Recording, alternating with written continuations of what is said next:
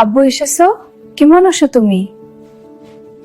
আলহামদুলিল্লাহ, তুমি কোরআনের হাফেজ হয়েছো, আমি খুব খুশি হয়েছি।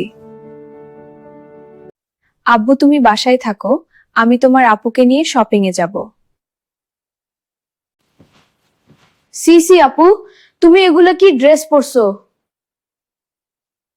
কোরআনের হাফেজ হয়েছো বলে তুমি মেয়েদের অপমান করে কথা বলতে পারো না। আম্মু তুমি কিছু বলো না, এরকম ড্রেস পরে।